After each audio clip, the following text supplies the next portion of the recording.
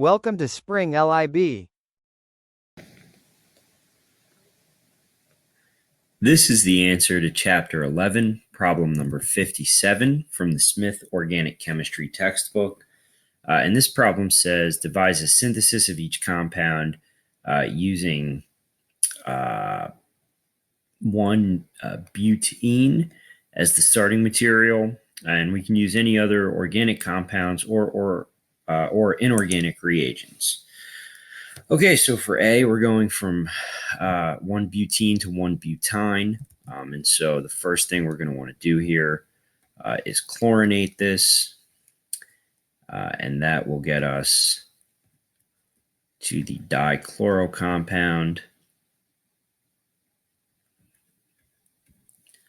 So from the dichloro compound, if we then treat this with 2 equivalents of sodium amide, that will get us our alkyne. And so that's our product for A. That's how we make it. And so we're going to use that product as the starting point for several other of these reactions. So in B, we're starting from that product from A, and we want to add 2 bromines and 2 hydrogens to get to our product for B. So we will use 2 equivalents of HBr, and that is going to give us exactly what we want, which is addition of 2 bromines there, and we've added 2 hydrogens to the terminal carbon. Okay, so then for C, again, we're starting from the product of A, and we want to add 4 chlorines here.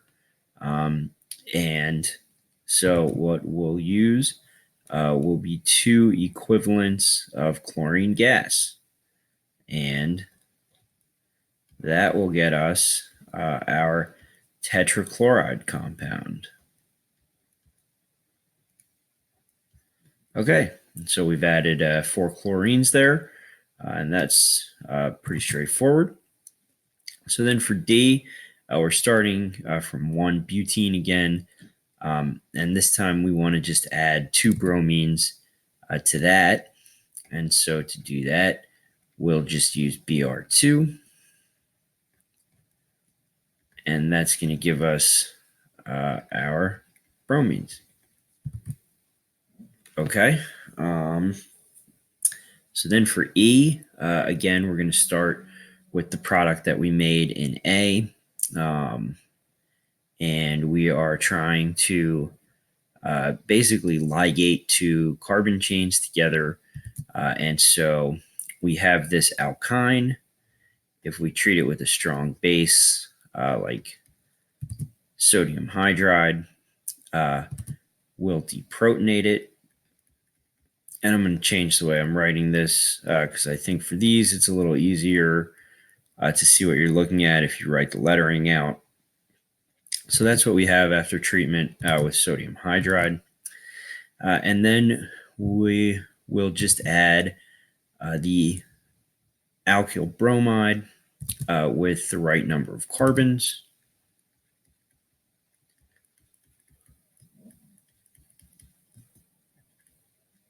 So there we go. And that is going to get us to our final product.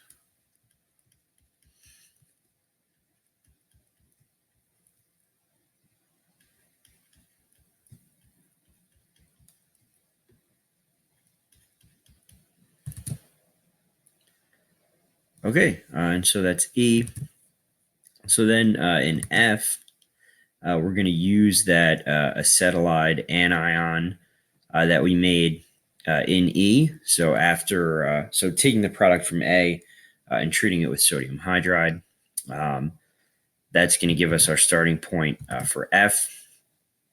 And then to get to what we need for the product for F, that can be accomplished by first using this epoxide, and then second by treatment with some water. And that is going to give us what we're looking for here, So this nucleophile that we started with will open the epoxide. And so we'll have the 2 carbons that were part of the epoxide. And then the alkoxide residual from the epoxide is protonated by the water in the second step there to give us the alcohol. Okay, and so that's F. Lastly, for G, we're going to be starting from that intermediate that we made in E. Once again, so the acetylide type ion. And this is going to be another case of just opening an epoxide and then protonating with water. However, this time, the epoxide that we're going to want to use is going to be substituted onto this 6-membered ring.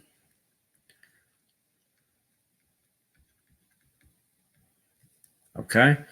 And so now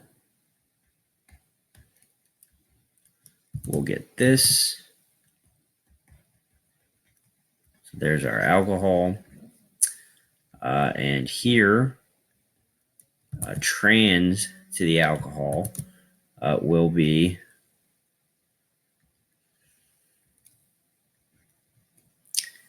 the remnant of our starting material. Okay, and so we'll also get the enantiomer here.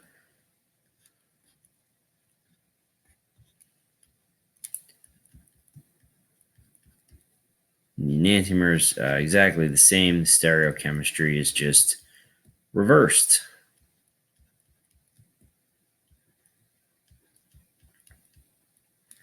Okay, and so that's the answer to part G.